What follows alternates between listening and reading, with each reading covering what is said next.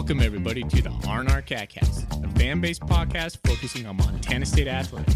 We're two dudes named Ryan from the state of Washington talking about our dear Montana State. We hope you enjoy.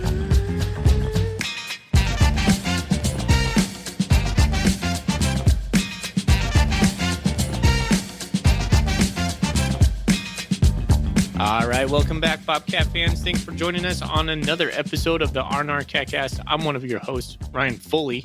He's your host, Ryan Thornburg. We are the Ryans of the R&R, the Montana State affiliate of the Big Sky Podcast Network. And we want to thank our sponsor this year, Gear Up Sports. They've been with us all season. They're a youth sports platform focused on solving uniform and apparel headache for coaches. If you're gearing up for spring sports and you need player packs or uniforms, please contact them at www.gearupwithus.com and make sure to mention the R&R Catcast. We're here to do a season redux of the 2023 season. We're going to talk all about how the Cats did and just our thoughts on that. Final closing thoughts for the football season. Sounds good, man. And good to be back on the microphone. You've been killing it. You and Zach have been killing the basketball stuff. I haven't had a chance to hop on that. So it's been a while since I was on here to finally recap the crazy 2023 Bobcat football season, which is unfortunately over. So we'll talk about it. Well, you were supposed to jump on with Zach one of those nights, and you were like, I can't go tonight. And he was like, hey, Thorny or Foley, can you go in a pinch? I was like, sure. And I knew nothing about the game. And so I want to say thanks to Zach for giving me all the softball questions and asking me nothing important about the games. I think I passed. That's what a good host does. He makes everybody sound informed, even if they're not. And I'm hoping that you do me this service here tonight, because the reason I haven't been able to record is I've had some stuff going on a little bit, and I haven't had a whole lot of time to dive into some of the stuff we're going to talk about tonight, especially some of the Golden Coolie questions. So you're going to have to carry a little bit of the research-heavy stuff here, because I just haven't had a chance to look into some of the stuff. Okay. Well, the season rundown, episode rundown is going to be, we're going to talk about the coaching changes. We'll get into the vegan signing day presser.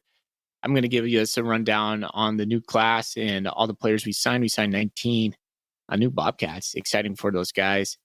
We'll go into the offense and defense and special teams, grade those out, give them a letter grade, and then we'll go into the Golden Coolie questions, which there's some pretty good ones in there. So it's just a season redux. We're putting the final thoughts on this the journey of 2023, the up and down season it was. But yeah, I guess it's going to be a little bit cathartic for both you and I. I know when we first got on, I said, I think that fans are going to eat this up. I, for one, have been jonesing for any Bobcat content I can get, and you just been the opposite. So I don't know where this is going to fall. I've been hiding under a rock, not wanting to listen to anything that discusses this season. Yeah, well, I think that's a good point for you to be right now, because then you could just get it out, and then we'll move forward. All right. I think first we got to talk about what's in our Golden Coolies. What's in your Golden Coolie? What's in your Golden Coolie? It's brought to you by Wilbur Ellis. Go see Shea Richter and Company up in the Golden Triangle, Fort Benton, for all your farming and fertilizer needs. I've had this one for a while, and I wasn't sure what beer I was going to drink for this special episode, this season recap episode. And I kind of came up with this. It's Hockey Haze, a hazy pale ale from Hot Valley. I think it's the official craft beer of the Seattle Kraken. I'm picking it because football season's over, man, so we're on to other sports. It's hockey. Why not? That's all I got. It's good, man. It's a good beer. It's a tall boy. It's 20 IBU, so right in my sweet spot, 20s and 30s. Loving it. It's tasty. Sometimes I don't feel like I even know you. Come at me with a hazy pale. Yeah, I like hazy pales. Okay, exactly. Like, where does that come from? Anybody who's listened to this podcast long enough knows you're not a hop guy. This is 20 IBUs, man. I can live with that. Okay. That's like a light beer. All right. Raise your hand if you're confused, right? Because I know a lot of us out there are like, what? Pale ales and IPAs are not the same. Okay. Close. No. Close, but not quite. Like Sierra Nevada's a pale ale. I like that. They're like in the same tree branch or whatever. Maybe. I don't know. Okay. One tastes like a tree, one doesn't. All right. I have a Pacifico in a can. There you go. That's all. and a Rainier backup. So that's what I got going on tonight. Got a backup. Nice. I wasn't sure if I was going to do a backup or not, but a few sips of this, talking some Bobcat football, I feel like I should probably have a backup, but cross that bridge when we get there. All right. Well, we'll see what happens, but let's talk about the coaching changes.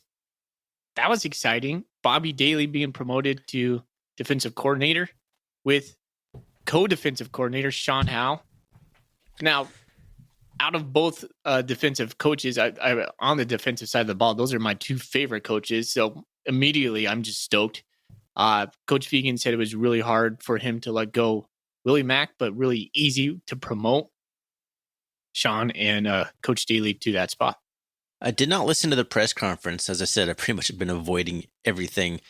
Was there any sort of reason given by Vegan for moving on from Willie? In a way, kind of. I did not write down the quote, but it seems to me he said something akin to, our defense just needs to look a little bit different going into next year. As Midwest vegan niceness for you. Yeah, I took that meaning he probably wants us to be more aggressive, more productive. When you look at the stats for Montana State's defense nationally and within the conference, you're going to start to see a picture of why Montana State is not playing right now. You know, if you want to be a nationally elite team, Montana State's defense wasn't. And so I think it was a tough decision because him and Willie Mack clearly have a friendship. They have coached in a couple different teams together, many different years, and I imagine that's a pretty tough conversation. Imagine you and I working, and I'm a head coach, of course, and you are the defensive coordinator, and I have to let you go. And we've been buddies for a long time. That's probably I'm burning it down on the way out the door. Yeah. Well, what do you think? So do you think it was a good move? Do you think Willie Mack had to kind of go, or we'll be better off without him? I guess, however you want to phrase it. I don't want to be too harsh or anything, but to move on. Yeah, I think there was some changes needed in the defense that I was specifically wanting, specifically to be more aggressive, to be more multiple in our looks. So yeah, I was excited for that. I know a lot of Bobcat Nation is excited for that, and they're waiting for the Coach Houseright demotion. I don't think that's coming. I don't think it's going to happen. I think some Bobcat fans will be disappointed, but / angry about that. Some people are pretty heated about that. Yeah, and reasonably. But if you look at, on the flip side of that coin, if you look at the Montana State offense nationally, where we ended up and in the conference, we're really one of the top offenses nationally. So numbers don't lie. Stats don't lie. Coach Houseright's tact and personality and whatever off football antics that has happened, that's another conversation. And it's something to be considered. Yeah. We just still don't know what happened. Not to be ignored. Yeah, exactly. And I think there's, when the court dates are set and everything comes out, then there needs to be some decisions, and there's probably a plan in place, and we're not privy to that, but we'll see what happens. I agree. I think it was time for Willie to probably go. I do give him credit. I thought this year's defense was better than last year's defense.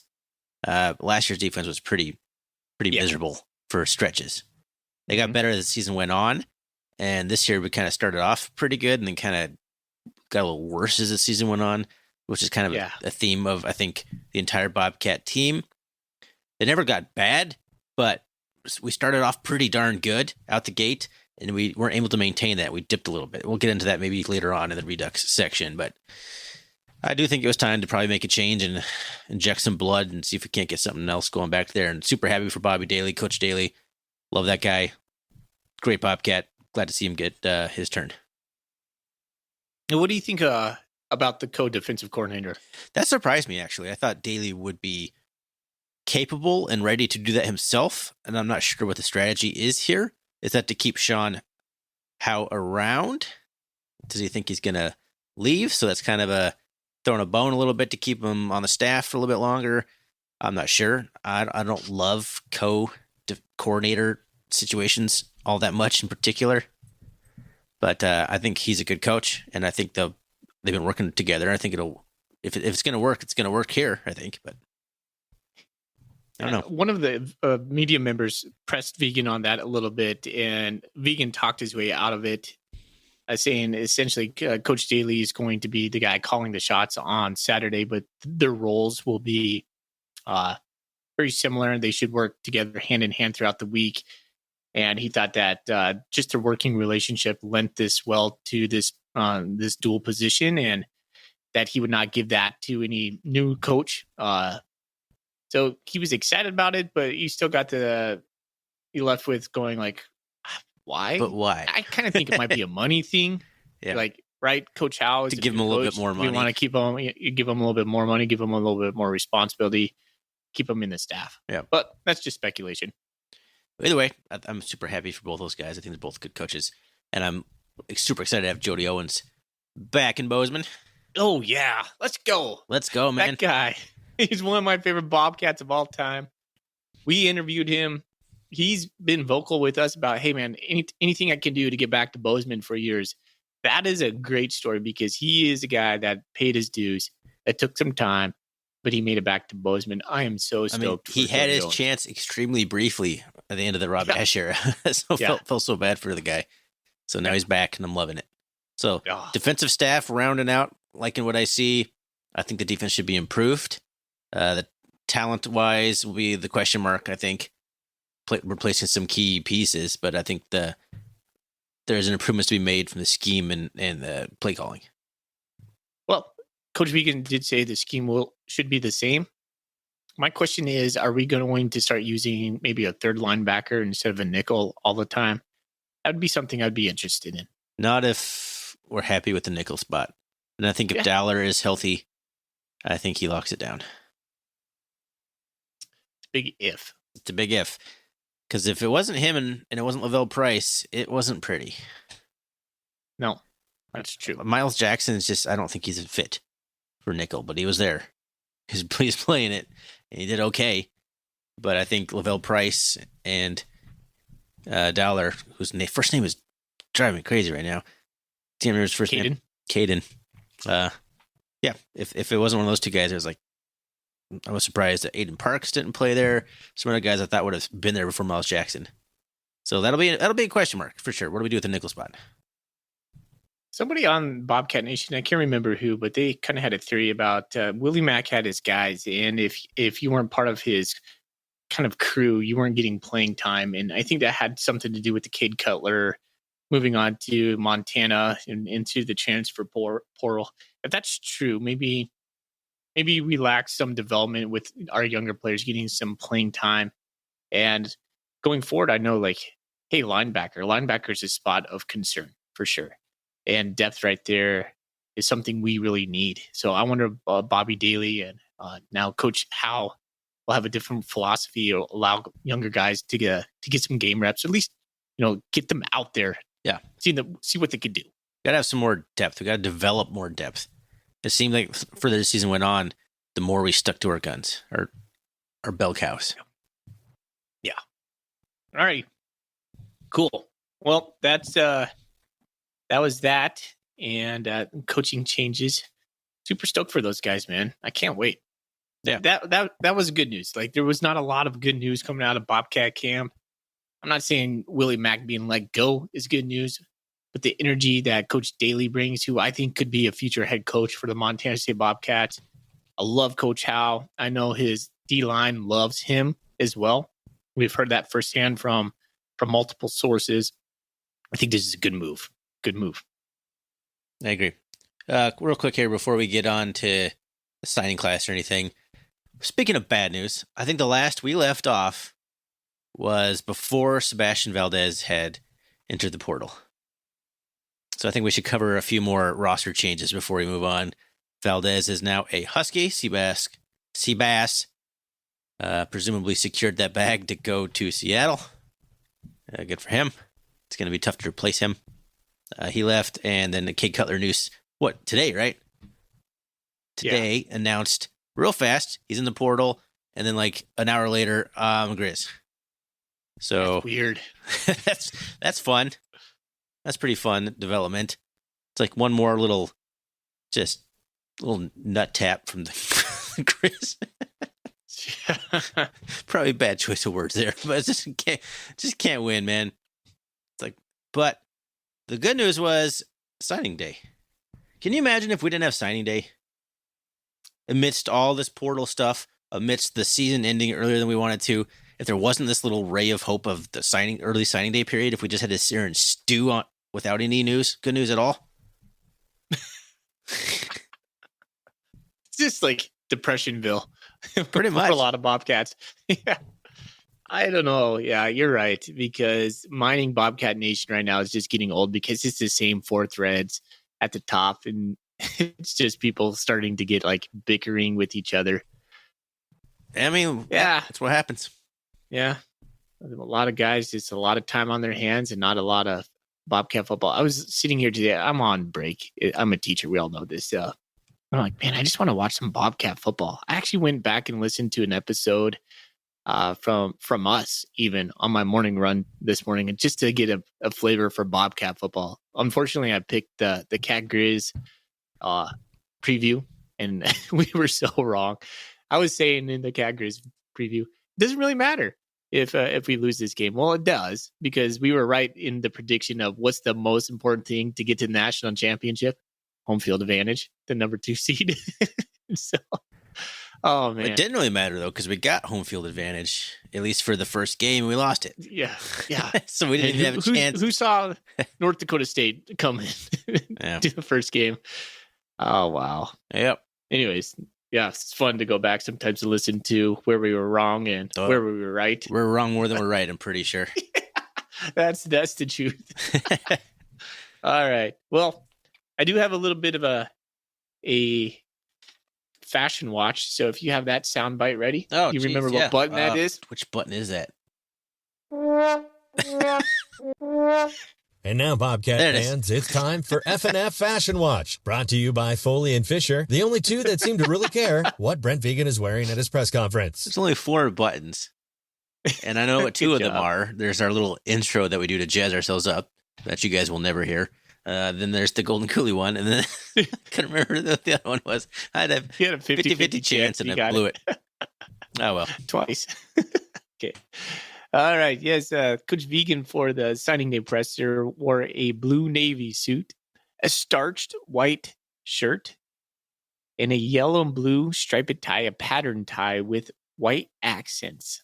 A different tie than I haven't seen before. So this looks to me to be a new tie for signing day, no pocket square. New tie watch. New tie watch. Coach Vegan. All right. All right. Thank you. Appreciate that. All right. Before we get into the mix of all the players, the Bobcats signed 5 from Washington, 3 from Texas, 1 from Idaho, 1 from Wyoming, and 8 from Montana. And we have a transfer from Maine. We have 9 defensive players and 10 offensive players. Most notably, we didn't sign a quarterback. That was on purpose. And still yet to sign a kicker, if we are going to sign a kicker. So just a couple things right before we get into it. All right. All right. Well, if you watch the presser, Coach Vegan went player by player alphabetically, but he started with Rohan Jones, which is a player out of Maine, a guy from Canada, Quebec, Canada. He's a 6'3", 215-pound junior who played for the Bears last year. He's transferring. He has 2 years left for us. He is the definition of H-back. They want him to be the replacement for Snell. And I think it was the right place, the right time for both programs. No, he did a lot of that same kind of stuff at Maine. I think he even returned some kicks. It's like a carbon copy of how they used him. Now, will it translate on the field, how well he played and all that stuff? I don't know, but pretty excited about that one to kind of have a Snell replacement right out the gate. And keep in mind, when you're listening to this, you're going to hear a lot of different tight ends. I think Montana State's going somewhere with the tight end position. But he's one of the guys. So we're going to sign a lot of different body types. And in that room, you're going to have a lot of different skill sets. But I think that's intentional. All right. Just go all tight end wideouts. Just no I think wide receivers. In short, blocking. I think you're going to start seeing Just blocking A lot everywhere. of 12 and 13 personnel. You could have a guy like Ryan Bowles in there, or excuse me, not Ryan Bowles, Rohan Jones in there, flex him out from like out of line tight end position to the H back. So you could have a 13 personnel, but one of them being the H back there. I don't know where we're going with the tight ends, but it could be the new. If we're not going to run a 2 quarterback system, maybe we're going to try to innovate through the tight end position. Love it. Why not? All right. Some big shoes to fill there. The tight end room. It kind of is. Trayton Pickering and Derek Snell both moving on. Stuff. All right. Let's start it in with the high school guys. Ryan Bowles, linebacker, 6'2", 210 from Woodinville, Washington. Coach Daly said he's a good tackler in space. 6'2", 210, that's a good frame. And we're going to be looking for guys to develop early. And I remember Coach Vegan saying this, that Ryan could be one of those guys that maybe not this year, but could get some soon playing time on that. Seth Brock, a defensive end, 6'3", 211 from Eagle, Idaho. I remember we saw this guy. He was just, he looks like he's chiseled from granite. This guy, his abs, his arms, he just looks like all he does is starve himself and pump iron because there's no body fat on this guy. Explosive, aggressive wrestler type of mentality. We're going to lose some guys on the defensive end. Give me the guys who are losing on defensive end. I'm blanking on their names. Ben Seymour. Ben Seymour, and no, we're losing another guy from. David Alston, the transfer from Nebraska. Yes, yep. So this guy, defensive end, is a position we're always going to try to fill. And Seth from Eagle, Idaho, outside Boise there. So good to have him. Key Christensen, wide receiver, 6 foot, 170 from Dillon, Montana. His dad was a legacy. His dad, Matt Christensen, played for Montana State. So Key played QB at Dillon, was a team leader, basically just a guy that gets stuff done over there. Another Dillon guy, high character, a guy that you just need to get rally the troops. This guy, to me, is a glue guy, but he's going to be productive for us as well. So excited to have him come over from Dillon. As we know, it's a good pipeline. It's a good pipeline now. Yep. One of the most interesting guys I saw in this recruiting class was a guy named Mason Deathman, a linebacker from Brockton, Montana, plays for Freud Medicine Lake High School. Yeah, there you go. So 6'4", 210, 6-man football stud. When you watch him out there, it's just, if you ever watch 6-man football, Trayton Pickering played 6-man football. Imagine trying to tackle Trayton Pickering. This guy played everywhere. Safety, quarterback, linebacker. He plays everywhere on the 6-man football team. He ran 11.4 in the 100 meters. I think if you ask me at the end of this, who is going to be a guy that comes out of this class and becomes the next star for Montana State, Mason Deathman could be this guy. Yeah. 6'4", 210 right now, runs that fast. From 6-man, he's going to be a dude. He's just for Montana State. If he sticks around, he's your classic, that guy is the story we want to write about. It was Corey, a friend of the pod, was texting me that his super athletic family, his mom played college basketball, Oklahoma or something. It's just crazy. It's like a family. Why are they living in Brockton?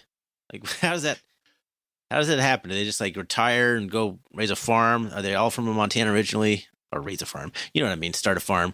I don't know. What's up with that? But very intriguing prospect. Next is Aiden Kaplan, an offensive lineman, 6'2", 285 from Montgomery, Texas.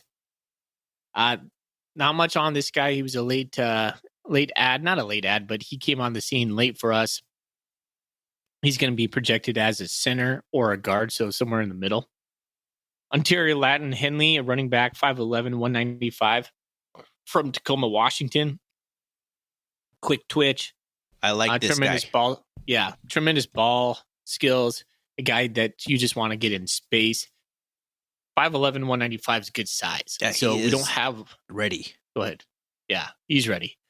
And he has a buddy where we're going to talk about here in a moment, too, that comes from Tacoma. I want to give props to Sam Mix. Sam Mix was our coach, our running backs coach, who recruited Washington this year. He brought in 5 guys. That's pretty. Yeah, pretty it seems like you got good. some talented looking guys to come to Bozeman. Yeah. Rocky Lencioni, a tight end out of Bozeman, Montana. Tremendous ball skills.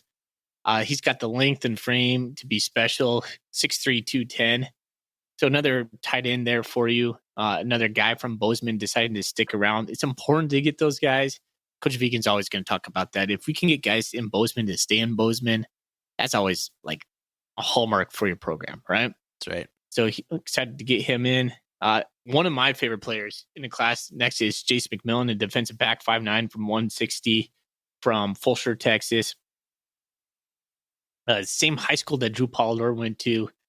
And if you're looking for straight speed, this guy has it in spades. He's one of the fastest dudes I've ever seen Montana State pick up. And does he have some track times? 200 was, oh crud, I can't remember. It's in the write up on MSU Bobcats, but he's just different speed. It's just different. You don't see guys like that. And the way Montana State was able to pick him up, I'm super, super excited to see what he can do. But 5'9", 160, smallish, but fast as heck. About the same size You can get as that like guy on the field. Simeon Woodard coming out of high school, probably. Yeah, I kind of wonder defensive back if he could be that future nickel. He seems kind of slight. It's a little small. I think a little bit bigger there. Not that Tai Okada was big necessarily. At least he wasn't initially. Yeah. I think he ended up pretty yoked by the time he graduated, but he wasn't no 160 though by the end of it. Okay. Ryan Ansel, a defensive back, 6 foot flat, 170 from Bozeman, went to Gallatin High School. He was second to long jump to Coulter Petrie, who's also a defensive back on the current Montana State Bobcats. Safety projecting right there. Dalton Noble, offensive line, 6'4", 250 from Clancy, Montana. Go Clancy. Committed first to Army, and then had a kind of a, I don't know what happened, but he called Coach Vegan up and said he wanted to come back to Bozeman. So I think he was first committed to Montana State and then flipped to Army, or maybe it was committed to Army, then flipped back to Bozeman. But pretty excited about that one though. Yep. Can't go wrong with 6'4", 250. Brennan Ross, defensive back, 5'10", Rockwall, Texas. We've had a couple guys from Rockwall. Give me the guy who's from Rockwall. Return punts for us. Yeah, the glasses. Guy, man, now I should know this. He was like one of my favorite special teams players we ever had. Or like never had a touchdown. All-purpose guys. Gosh, it's going to drive me crazy. Anyways, he ran a 10.7 in 100 meters. I think we're going to project him at safety or nickel. He can play that for us, that 5'10". Yeah. So I think that's what Coach Figo was saying. Dane Steele, wide receiver. If you heard the Steele name, you probably know he's the brother from Coy and Brock Steele. 5'10", 175, Sheridan, Wyoming. Wyoming for a player of the year on offense and defense, and the Max Preps player of the year for Wyoming. I mean, come on. Could be the best Steele brother we have. Oh, that's impressive. That's impressive high school resume. Hey, real quick here. So 2008 roster: James Andrews, Everett Gilbert, Darius Jones, all Rockwall. So we had 3 guys on one roster. I was thinking Everett. Yeah.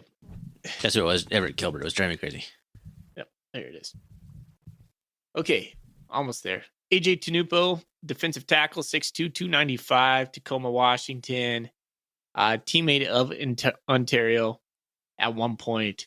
Rugby background. I couldn't believe this guy. This guy just, when you look at him, 6'2", 295 defensive tackle, this is exactly what the Bobcats need. He's one of the few players that won't need the physical development that we will see a lot of the guys come up here. He's going to probably play in the rotation right off the bat. Yeah, especially with background. Valdez moving on. Big time get for Montana State right there. He's one of my top players in this draft in the signing class. Leuven Valson, a tight end, 6'1", 218 from Auburn, Washington. I like his tape. I put future fullback, question mark. I didn't see his tape, but 6'1", 218. I think this guy likes to have the ball in his hands, had some playing time running the ball over at Auburn. Just tough. I think we're just stockpiling the tight end room and just figuring out ways to use these guys. He is cut, man. He's looks like a guy who spends a lot of time in the weight room. He's a good looking kid. Nice. Probably the star of the class, Hudson Wines, a kid from a defensive tackle, 6'3", 260 from Bozeman, Montana. The AA Defensive Player of the Year. Had offers from the Grizzlies, had offers from a couple different big schools. I think Oregon State wanted him. Another one that's escaping me right now. But we were able to sign him. That's I think he's like if he's your star, that would make a lot of sense. His recruitment kind of reminded me a little bit of Kenneth Iden, the guy that like, come on, man, please just stay around. Like he's getting some big time looks. And when Iden signed, I was like, yes. So I'm hoping Hunter Wines, because I think Iden slowly improved, man. He's having a good, he's gonna be a good one. Well, and he's a wrestler too. And that's the thing you're going to see with a lot of these guys. They have like a wrestling background. We always love that.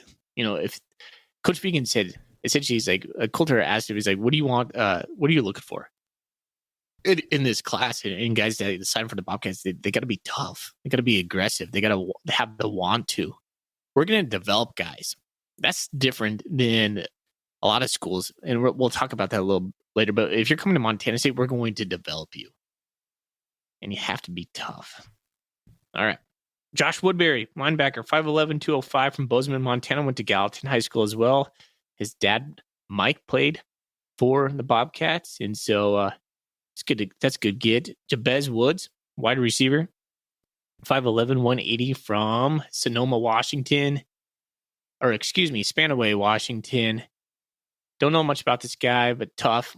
Open space kind of guy, get the ball in his hands. Didn't sign a lot of wide receivers, not a lot of big guys. So this was one of our taller ones at 5'11".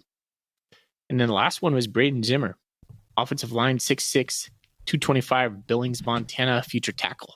Right there. Well, you're rushing it down at the end here.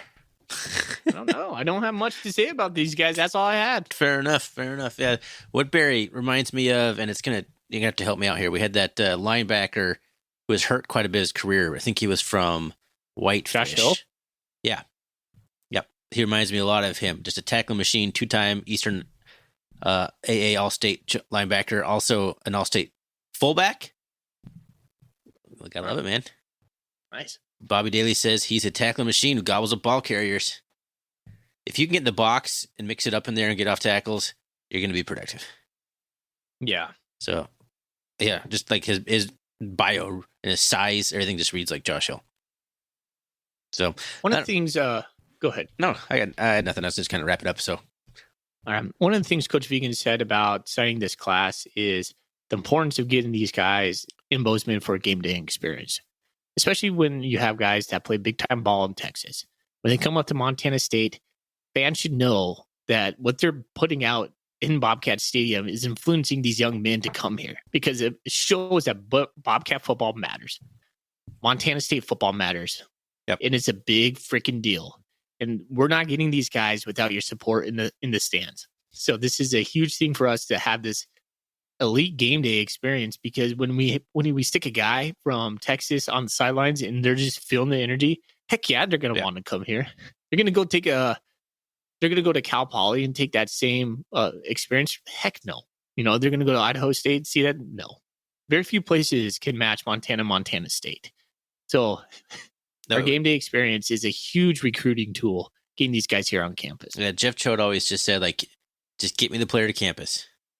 That's all you got to do, man. Get a guy to Bozeman, get him to a game. If he's been looking at other FCS schools, like it's going to be over. Yeah. And now show them the plans for the inside practice facility, right? That's right.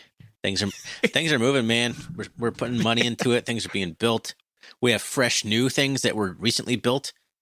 There's a lot to sell a recruit right now. And NIL affects this because a lot of schools are just kind of ignoring high school recruits right now. So we have an opportunity to land some big time guys that maybe you weren't getting 10 years ago because Washington, Oregon State, Oregon aren't not recruiting guys anymore. They're not recruiting high school players at the level there. If you're not a 5-star guy, well, they don't want you because they have to work on you. They could just wait 3 years and poach a good FCS player or a transfer from another G5. So there'll be opportunity to sign some big time guys, and you can just hope that you make them love Bozeman and keep them around for the entire playing career. Yeah, I'm glad you mentioned that. And Coach Vegan mentioned that. He's like, there's more high schoolers available now. And it's exactly what you just said. I'm smart, just like Coach Vegan. It's debatable. All right. Yeah, it's true. Vegan's not as smart as me. I think that's it, man. I mean, that's a solid looking class. If I break it down, we signed 3 linebackers, 3 defensive linemen, 3 offensive linemen, 3 wide receivers, 3 defensive backs, 1 running back, and 3 tight ends. I think it's a really good high school class. No quarterbacks. So they must really like Reed, Wilson. And is that it? No, we have a guy named Duchesne in there. I think who's from Coeur d'Alene. I might be wrong. Maybe he's no, we got the guy from Spokane. Duchesne's from Spokane. That's right. Okay, yeah. There's 3 guys that they feel good about behind Tommy. They're not all going to be around. It's just the nature of the beast. But you don't need a high school guy right now. They're all young. All 3 of those guys are young players. Does Montana State continue to run the 2 quarterback system? I think if the personnel can match. If you're doing it just because that's what we do here, it's not going to work. If you're doing it because there's a nice yin-yang situation where it's 2 guys playing well off each other who can do different things, sure. I don't think they'll force it. I don't know if we have it worked because big cat, little cat. One guy could do different things. It was fun when it was working. It was fun. I think we'll probably see less of it. I don't think it'll go away completely, but I think it's going to kind of fizzle out. Montana State needs to have a plan though, because if we're putting all of our eggs in Tommy Malot's basket, that's nice, but he's proven not to be durable. Yeah, well, I'm going to guess that they're going to curtail that running Tommy 30 times a game. I'm hoping if you're not doing 2 quarterback system, then you got to hand the ball off more, period. I don't know if that's... You can take that out of Tommy Malott, though. You can't. It's like trying to take the stallion or thoroughbred out of the stallion or stallion out of the thoroughbred. I don't know what I'm trying to say. I know what you're saying. Like, you're not going to be able to do it all the way. But yeah, we'll see. They have to have a backup plan, and they know that because, like you said, every year that Tommy's played, they've had to have a backup plan, so they're going to have one. Speaking of which, that was some other news. Coach Vegan said by the time January runs around, Tommy should be okay. His injury was not surgical. However, if we would have won that game, he would have not been available. Also, Julius Davis was not available that game. Probably would have been available if we would have won that game. I forgot non-surgical. I forgot he didn't play in that game. He was suited up, and if needed, they could have tried to play him, but the offense wasn't really the problem. No, wasn't. All right. Until everyone was banked up at the end, anyway. Gosh, dang it! Let's not. I don't want to talk about that. Now. Talk about North Dakota State. Yeah, we already did that. Why'd you have to go listen to the other episode? Screw you, Thorny. Just made me mad. Well, apparently you're not over it either. If that's all it took. No, I'm not, man. I'm not. It still sneaks up. All right. Well, we just want to dive into the season recap now. All right, buddy. So we got some Golden Coolie questions we can pepper in as they come up. But yeah, how do we want to start this? Well, let's go back to our predictions. Not mine, right here. Predicted Montana State to go 9-2. We went 8-4. Well, you predicted regular season. We didn't predict playoffs. So they went 8-3. 8-3. So, little snippet. We have a 12-game season next year. We play week 0, and we have 2 byes. Yeah. We have 2 byes? Yeah. Oh, jeez, I just hit the wrong. Hope that doesn't pop up in the sound bar. Having some issues, control issues, clicking on things. So we're only playing 11 games in a 12-game season? We have 12 games next year. And 2 byes? And 2 byes. I don't understand how that works. Pretty sure that's right. Probably wrong, but... Yeah. Interesting, though. I've never understood why the FCS is allowed to do it every 4 years and the FBS can do it every year. It's this weird rule that doesn't make any sense. I know that, I guess it's because of the playoffs. There's more playoff games in the FCS, potential playoff games. But I don't know. Anyway, what were we talking about? I got way derailed on that. We were going to start talking about the season recap. Yeah. Why were we talking about the schedule? I can't remember why we were talking about the schedule. Oh, because I said we went 8-4. Oh, we're recapping or revisiting our season predictions. That's what it was. Great podcast. Right? Yes. Well, I was having issues clicking around too, so I derailed myself. Yeah, I picked us to go 10-1, losing to South Dakota State. And that loss. I wanted to pencil in losing to the Grizz. I felt like we would, but I wasn't gonna speak that into existence. But yeah, 10-1 is what I had, and we were pretty close to going 9-2 anyway. 2 plays away from being undefeated, headed into Cat Grizz. Man, South Dakota State, it felt like that was the pinnacle of our season. If you look back on it, because all offseason we're like, how do we match these sons of guns from the Dakota schools? And we came within inches of doing so. And I don't know what that did to the team. That could have been like, well, season. I don't think they thought season was over. I thought it was energizing. I was like, we were so stinking close. Yep, same. Amazing. It hurt, but the whole season was in front of us. The weird thing this year was we didn't seem to get better. And I remember on a couple episodes, I was trying to talk ourselves into that, especially after kicking Eastern's butt right before the Grizz. We're like, we're peaking. I mean, we just waxed these guys. And then and then famously you said, the Bobcats are not going to get knocked out of this. There's no way. Bobcats don't get knocked out. We get knocked. We take a punch. We come back. Well, the Grizz just shellacked us. They just punched us, and we just covered our heads. Yeah, and didn't see that coming. It was just as bad as 2021, which was weird. No, didn't see that coming, and then it was just a tailspin. It's a little better than 2021 in the fact that the Grizz are in the national championship, so at least you got beat by a team that was just on a mission, like a team of destiny, perhaps. So there's that. But score-wise and on the field performance, yeah, it was worse. But we were supposed to be that team of destiny. We were the ones that were. This was going to be okay. This is. Do you want to talk about expectations right now? Because I feel like we're kind of leaning into this right now. This team I thought had a really good chance to make a return trip, but I think everyone, including myself, was really looking forward to next year. This was the team that was going to be like mostly juniors, and next year was going to be like the senior team. I thought this team had a really good chance to be good, and then the way it started off, like, all right, we're really good. It's going to work out. This is going to be great. But like next year was going to be the year that I thought we were almost guaranteed to make a run to Frisco, which has changed now with the portal and a bunch of guys leaving and all that stuff. But my expectations for the year, I penciled Innocent at 10-1, but that's more just of what I thought of the schedule and the teams on the schedule, and I thought we could beat this team. I didn't think Idaho was going to be all that good. Blah, blah, blah, all these things. But then the way it actually transpired, the way we fizzled at the end and the way we lost in the first round or second round, first game we played, it's pretty disappointing, man. It was disappointing against expectations that kind of got heightened as the season progressed for me. Something happened at Idaho that just, I think, infected the team. It does seem like, I don't want to say like a rift, but something kind of just went sideways and it never fully recovered. Yeah.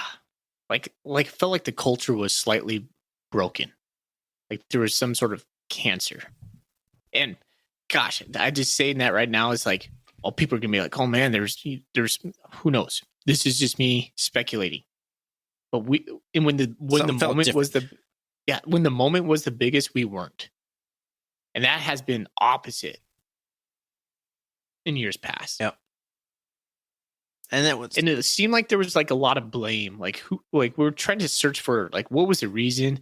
You looked on the sidelines, despondency, people bickering at each other.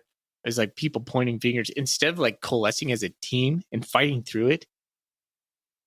They're looking for excuses, and something's broken right there. Like how does that get into your culture? And now how do you get that out of your culture? Yep. I wouldn't say that we shrank away from the light. The only time I thought that happened was in Missoula. But we're talking the 3 losses we had were a combined 10 points or something. Like, those were hard-fought football games that were close to the very end, and the Cats had a chance to win them, every single one of them, on, like, the last couple minutes of each of those games.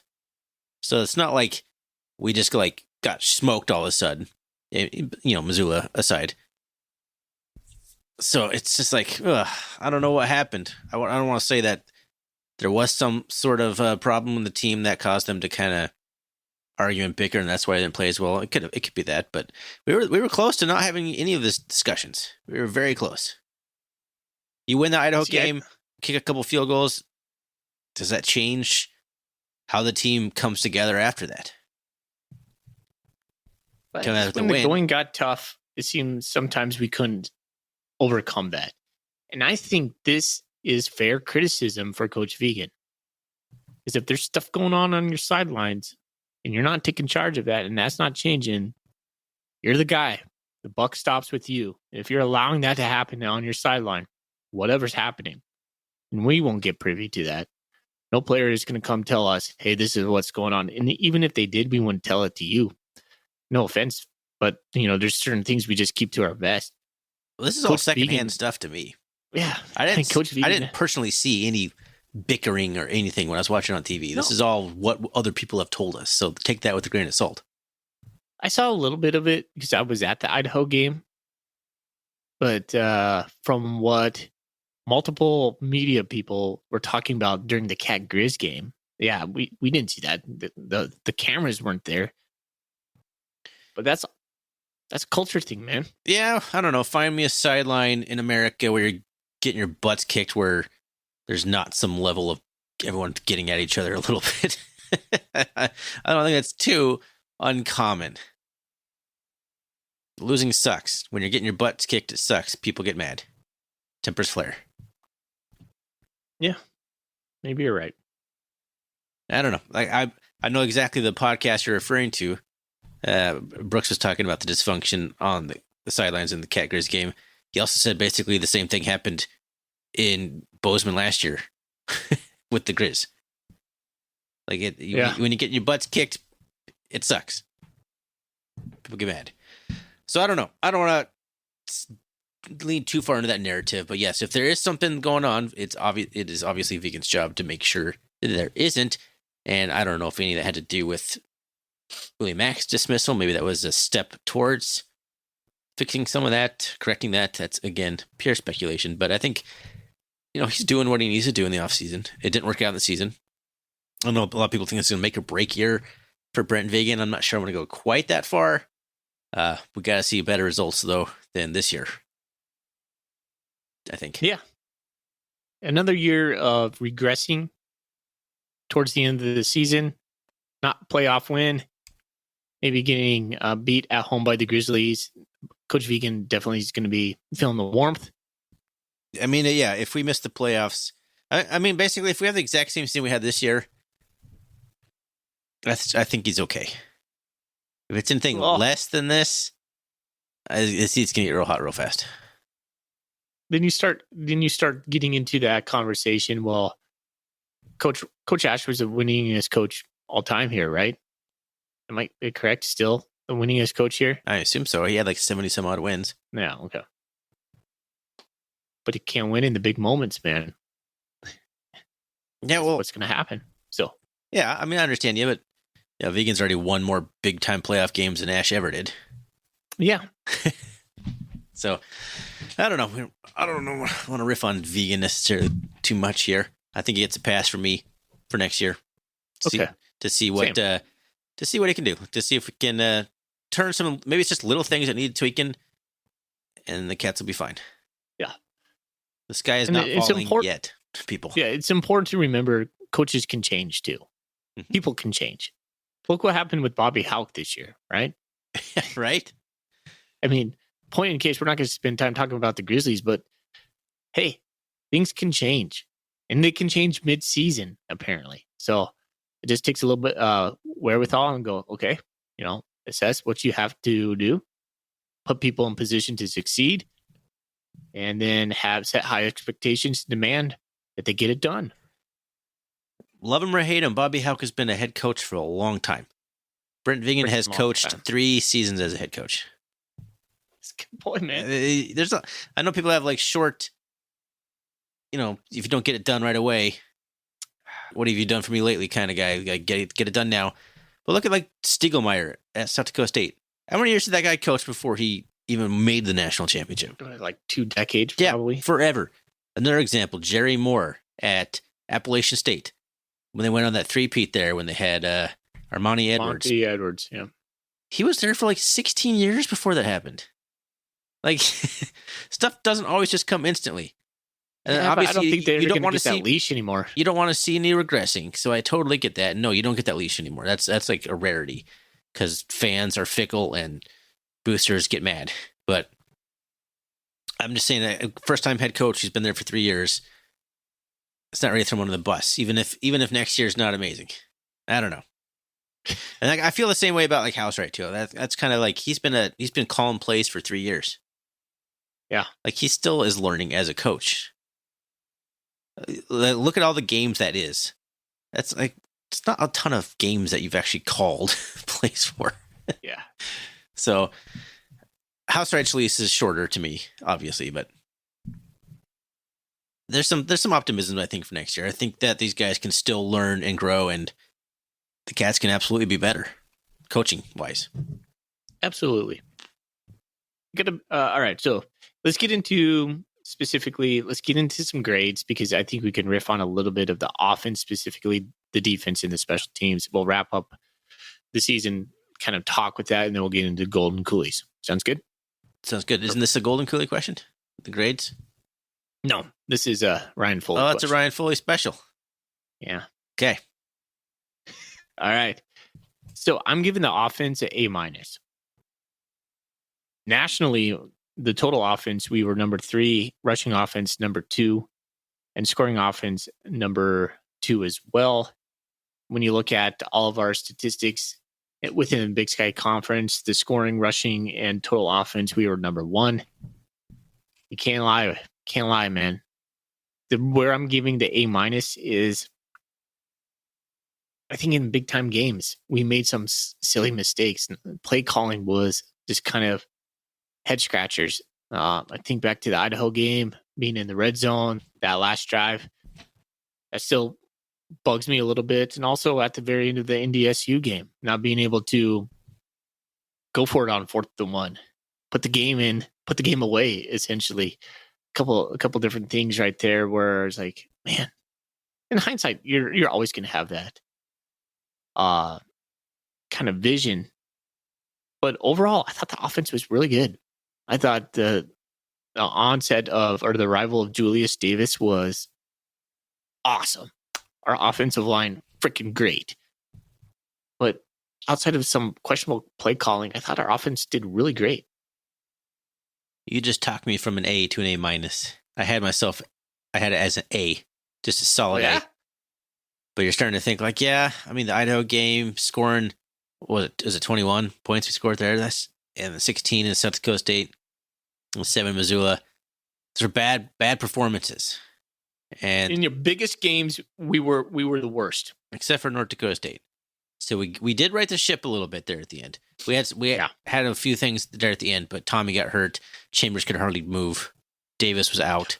So, and there were some things there, but the play calling in that one is kind of, again, decision making.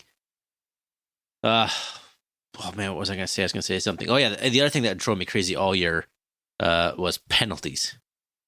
Like, way too many procedural penalties.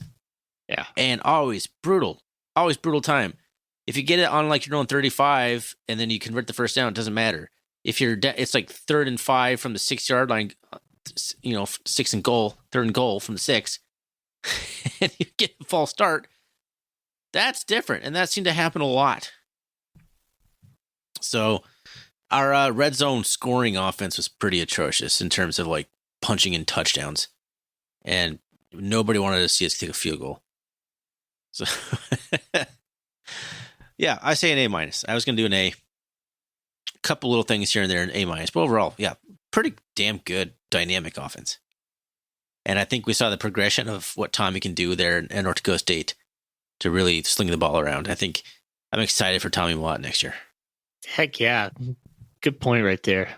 That was the best I've seen him play. That was an amazing performance by Tommy. All right. Why don't you talk about, do you want to do the defense? I put the defense as a B. Just right in the middle, B. Not a B+, not a B-. I thought they had really good moments. They had lapses. I thought when the effort was really there, they were tackling really well there for a stretch, and all of a sudden we couldn't tackle anybody. They were just way too inconsistent. I think inconsistency is what kind of defines the 2023 Bobcat defense, and I'll give them just a B. I had C+. I don't want to go down to a B-. I don't think that they deserve a B- necessarily. Well, I gave them a C+. They were number 4 in our conference in the total defense. If you look nationally, they were scoring 31 in total defense. In the rush defense, they were number 45. The passing yards allowed, they were number 37. These are all bleh numbers. Yeah. And to me, if you want to be a nationally elite team, which Montana State needs to be a nationally elite team in the FCS, you can't have a middle of the road defense. That's a C+ for me, man. And that was generous because I was like, yeah, not passable. What I need to see, what Ryan Foley needs to see from the defense, more aggression. Absolutely more take your soul aggression. I got to see it. I can't put it any more plain than that. I'll bump it to a B-. Down it to a B- is what you're bump trying it to down. say. You can bump up and down. Bumping can go any direction. I get what you're saying. Yeah, I don't know, man. I think that the talent was there enough. I don't know if the most talented defense the Bobcats have fielded, but they could have done better. And the coaching, the play calling, I think could have been better. Like you said, more blitzes. Just more blitzes. Don't go into prevent defense on 3rd and 11. Doesn't work for us. It continued to not work. So we did it up. We dialed it up against North Dakota State. Exactly. But then they scored 28 points on us. What I was just about to say. Yeah. Or 28 in regulation, excuse me. Regulation.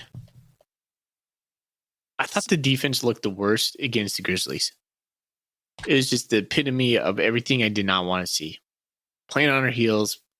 Yeah. Playing deep coverage. Just letting them 2 yards on us. So the whole team was overwhelmed. Yeah. Weird. All right. Special teams. Why don't you... This is a hard one to grade. Because it had some bright spots, but overall some game-costing, season-costing spots. All right. Nationally, think about this. We were number 1 in punting. Really? 47.1. Yeah, 47.1 yards per punt. Brendan Who Hall, saw baby. that coming? Yeah. Well, I think we could see that coming from everything we heard about his leg all heading into the season. So it's not surprising that he could potentially lead the country in punting. He's got a huge leg for punting. Well, that was a big step up from what Bryce Layton was giving us last year. However, if now you just move within the conference, not nationally, but within the conference, we were number 10 in field goals, 4 for 11. That wasn't last? No.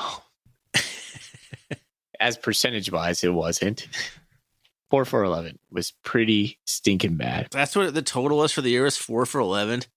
On PATs, yes, 4 for 11. And PATs, that just in conference, by the way. This is conference too. For points after, we were number 10 for, again, in the conference for made 37 out of 41. Special teams gets a C- for me. Yeah. I had him as a C. I debated a C- as well. Those field goals were just brutal, man. Like, it's an easy, if you're talking like field goals, it's an easy like D, borderline F. Like, it's bad. That was a bad year kicking the football. Punting holds the average into the C. Well, and touchbacks too. Kickoff. Oh, like, okay. Yeah, I'm confident in my C then. I didn't even factor that in because I didn't do any research for this. So you told me before we started recording, like, think about this for a quick second. So I have for a quick second. So this discussion is shaping my viewpoint. Yes, Brendan Hall booting the ball out of the end zone was massive. So still for a solid C, considering how bad the kicking was, the field goals, place kicking. Yeah. All right. Those are grades. What a wild season, dude. Okay, let's get Crazy season. Golden Coolies. Well, do you want to do like the MVP stuff right now, or is that one of the Golden Coolies? That is one of the Okay. Golden Coolies. All right, let's see. Yep, we got to find our place. Okay. First one comes from Joe Catch Joe. What do you think was the key failure this season? Obviously, there was a lot to it, but what was the most insurmountable? Place kicking. I would like to say defense would be my other one in terms of like just getting the big stops, getting off the field. All those crazy like 8-minute drives we kept giving up in Idaho, and it wasn't just Idaho. But man, you kick a few more field goals, we're talking different season here. To If me, we don't have a extra point blocked that was like kicked 6 feet off the ground, we might still be playing. Probably not, but we would have moved on. So field goals are, man, just the special teams kicking was killer.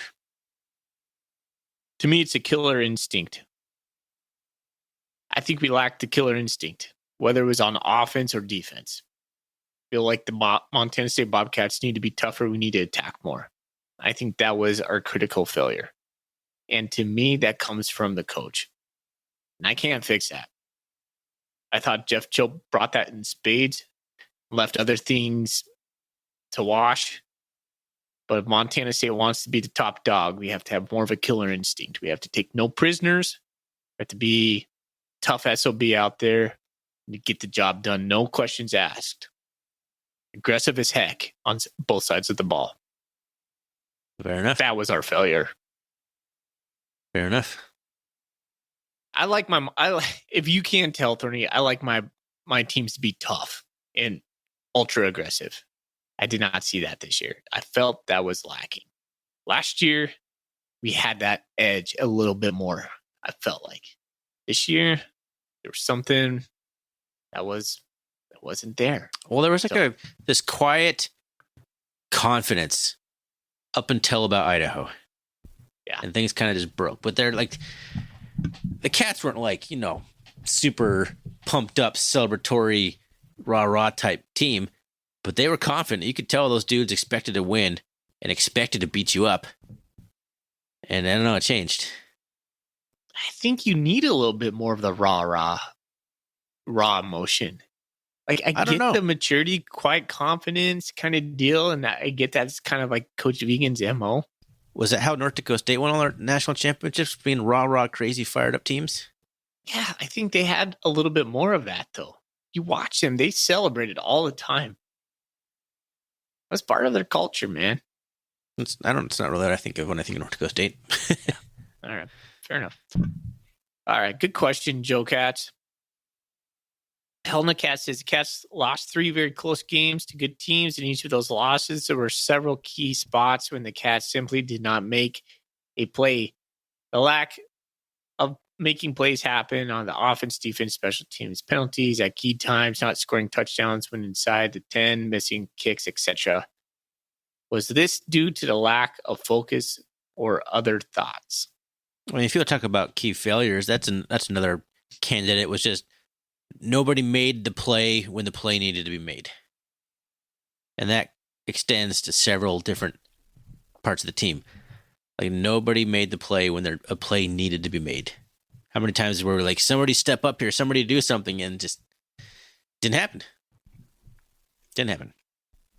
What was the question exactly? I wanted to talk about that before I got into the question.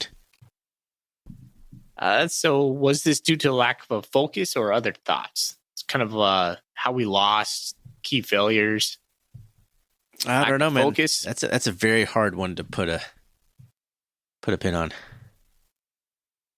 Yeah. It goes back to me like the culture word, but that just seems too easy as well. Like you said, you need players to make plays. Yeah, I mean, guys did not step up. Playmakers make plays. Do the Bobcats just not have playmakers? Roger Fisher had a follow-up to that. He says, what do you think needs to be done to fix those failures? And how confident are you that will be fixed? What failures are we talking about now? Oh, I guess maybe that was Joe Catch Joe. What do you think the key failure was this season? I kind of parlayed that into Hell in the Cats, the losses and stuff that happened on defense, offense, and special teams. Essentially, Roger Fisher's asking, what do we need to do in order to fix what went wrong to the Montana State Bobcats this year? To me, it almost feels like it's just some tweaking. I don't know. I don't think the thing's broken. I don't. Maybe whatever we did to practice tackling more, I believe, was something that was emphasized leading up to North Dakota State, and for the most part, it was better. Except a few times where a running back got one-on-one with poor Blake Stillwell. But I think most of the time, I thought the effort, I thought everything that I wanted to see be better after the season ended, heading into North Dakota State, was better. We just had a few breakdowns, and again, the plays weren't made there at the end, but Tommy was hurt, so we just had some options. So I don't know. I think it's close. I think some self-scouting in the offseason will do the Bobcats a lot of good. I think we could add a special teams coordinator. BJ Armstrong come back. We would love that. We lost North Dakota State. We lost Idaho on special teams. There's more to it. But if you look at the kicks, yes, that was a big part. Find a reliable option at place kicker is a big point of emphasis. I mean, it was at the point where, like, I think most of us fans were like, just go for it. When we have to kick it anywhere inside, like, the 30. Just like, golly, 4th and 10, whatever, go for it. Throw an interception in the end zone. It's better. Than missing a field goal 10 feet to the right. Anyway, let's move on from get all worked up about it. I know, and we'll keep you worked up because Judith Basincat asked, with the prevalent special teams play has been in the playoffs this year, it's obvious it's something to be improved upon. If you guys could call the shots, what would you do? Why don't you start that one? Yeah, I think I just kind of mentioned it. I would hire a special teams coordinator. I thought, BJ Armstrong was the quintessential Bobcat coach. Outside of just being a good special teams coordinator, that guy just bled Bobcats. Culture, man. That guy was Bobcat built. He knew how to get his players, everything out of his players. I think you just need more of guys like that. So kind of a two-part thing right there. I guess it's just having a guy that specifically focuses on special teams and coaches special teams. I think Coach Udy has that role, but he's also the wide receivers coach as well. So having a very specific guy as a special teams coordinator, and you could probably parlay that into recruiting coordinator or something like that, whatever it is. But also have a guy that just infects your culture with things the Bobcats value. The Bobcat, I think they call it the Bobcat way. They don't call it the Bobcat way. They call it what Bobcat built, or I'm not sure what it is, but I don't know, man. It's part culture, part coaching. Do you really think a special teams coordinator makes either one of our place kickers from last year make more field goals? Probably. Coaches them how to do better on it. We had trouble kicking point averters and field goals all season long. Yeah. If we have a coach coaching that, they got to get better at it. Yeah, you would think. Sometimes you just don't have guys. Was this a Joe's problem or X's and O's problem?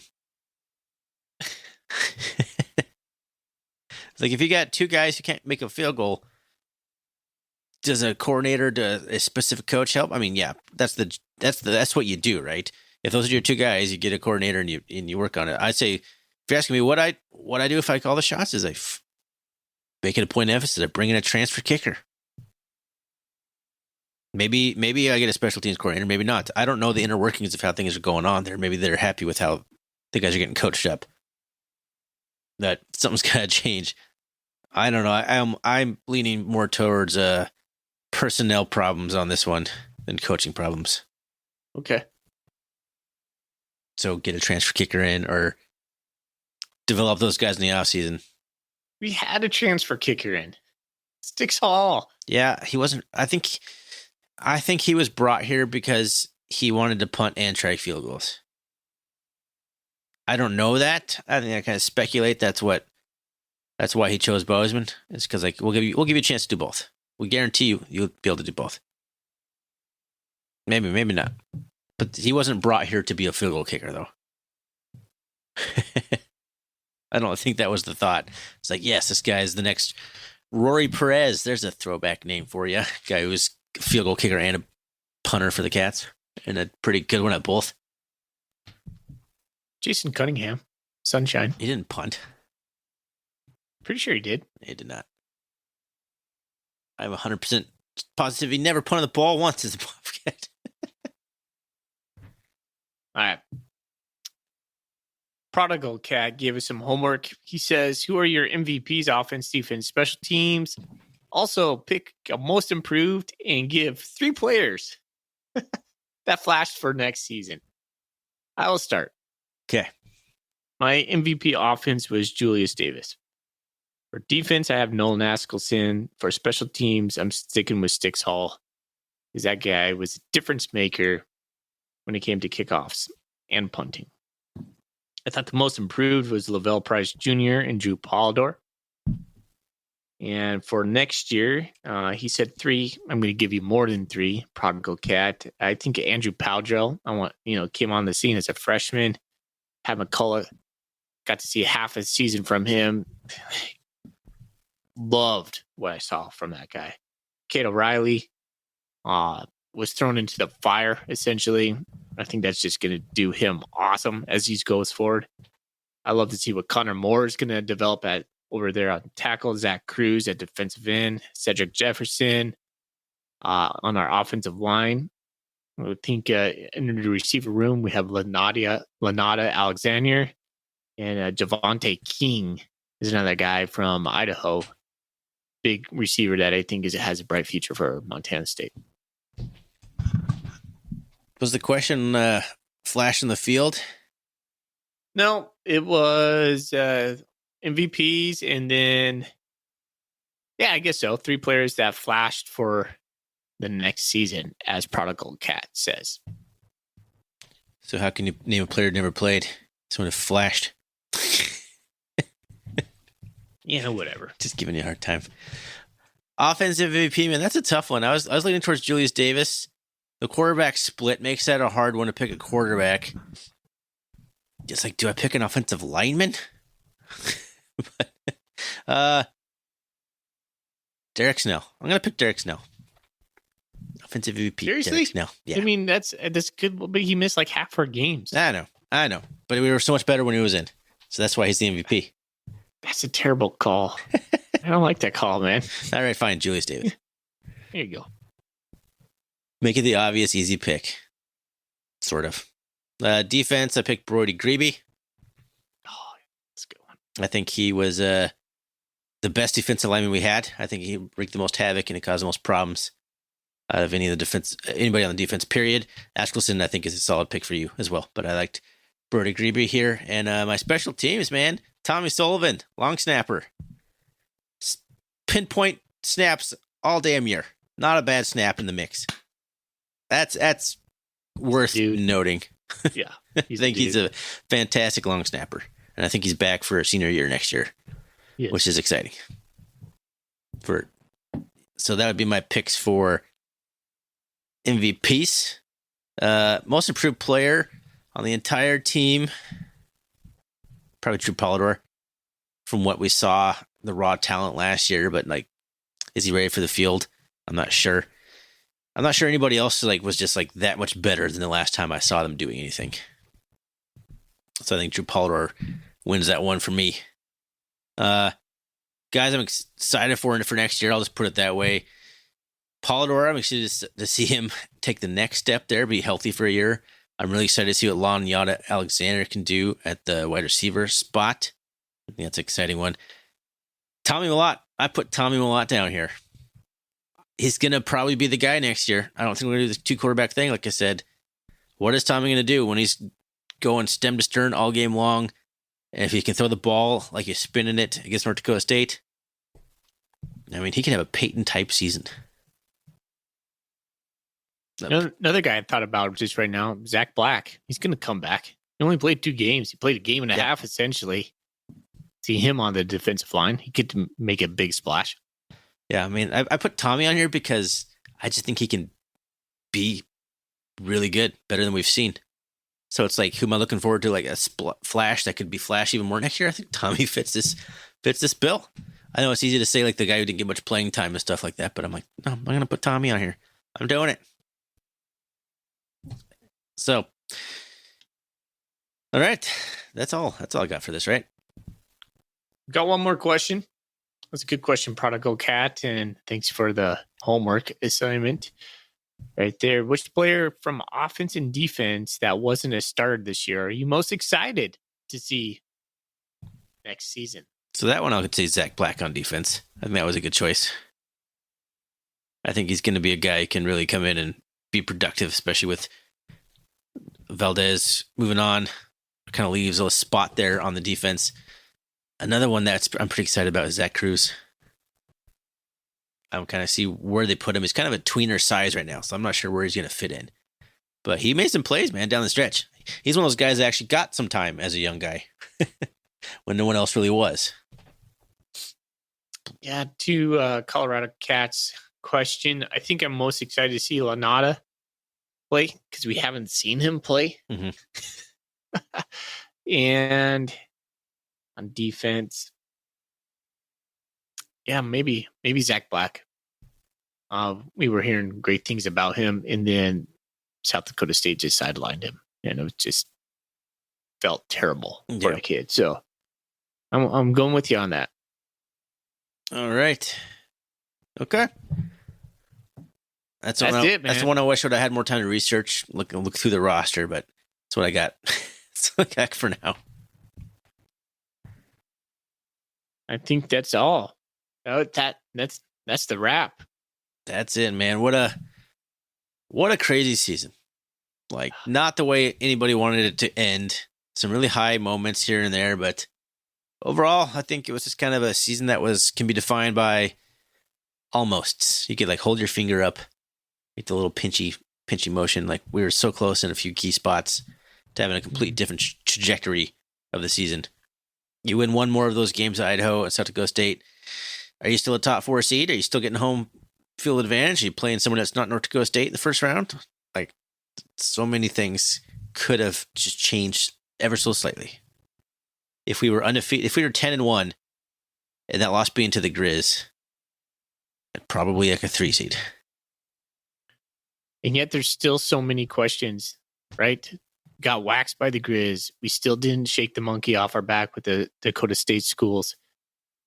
All that's left for next year to be answered again. Yep. That's true. Not many monkeys tossed off the back this year. We had so many. We were just flinging them left and right. But this is a year that kind of the biggest ones that remained on your back are still there. Namely the Dakotas. Still lost to both of them this year. Fantastic. It feels like going into this offseason, it feels more like a regrouping type of offseason. Last year, the focus was clear. Like, we were stinking close. We got to get bigger and faster, more tougher. That, on the lines, got to be able to compete with the Dakota schools. Week 2, we took South Dakota State to the wire. That would have been their only loss. Man, that was so damn close. We won the game and then got called off. I know, that's a terrible way for it to end. And not to think about all those stinking offside penalties or procedure calls, not offsides, false starts. Oh my gosh. Crazy, right? Anyways. But this year, that's not the focus. It's like, yeah, we know that that's where we're at. We have the size. We have the, we can compete with those guys. Now it's more like I don't know what it is. It's more of a why didn't we compete? Let's figure out why. I think there's, like I said, some self-scouting. There's going to have to be some questions asked, like why didn't we get it done in the key moments when it mattered? I would be wondering like what other people have to say, because for me, I think I put pretty clearly like Montana State lacks that kind of killer instinct right now, toughness, take no prisoners kind of mentality. I want to see that come back. All right. Well, not sure everything else to say about this season here. No. I'm fading here pretty hard, too. I'm pretty tired. That does not help in the situation. All right. Well, let's get out of here, Brian. You need to pick a Golden Coolie winner. Oh, yeah. We about half the time we forget. We have all these Golden Coolie questions and we just don't pick a winner. And we apologize. We just space it out. We don't do it on purpose, people. It just escapes our minds. We get so involved in the questions and start thinking deeply about the questions that we forget we're supposed to pick a winner. I'm going to pick 2 tonight. I'm going to give one to Joe Catch Joe. What do you think the key failure for the season? Because I think that's the elephant in the room. And I'm also going to give one to Prodigal Cat because he or she, I imagine it's he in this case, really asked us to kind of distill our MVPs. And I think that's an important question too. So Joe Catch Joe, Prodigal Cat. Woo! All right. Got yourself a Golden Coolie. Get at us. Send us your info. I'll send it in the mail. All right. Well, thanks everyone for riding along with us for this crazy 2023 football season. We appreciate it. Hope anyone who we picked up new along the way, hope you come back and hang out with us again next year. And don't forget to tune in. We're not done putting out content for this year. We got our brick ball episodes with our buddy Zach, our newest member of the squad, and then a rotating cast of Foley and myself, who has just been purely Foley right now. I'll be on there at some point. Good win tonight. Start off conference play by the men's squad, by the way. Beat Idaho State on the road. To throw that in here at the very end. Pumping the basketball podcast. Thanks again to Gear Up Sports for being our sponsor for this year. We really appreciate that. And same to Wilbur Ellis. We appreciate their business as well. You can always find us on the web, RRCatcast. You can find us on Twitter, RRCatcast, Instagram, RRCatcast. And Foley, let's get out of here for the final time on the football side of things. Let's go Cats. Go Cats.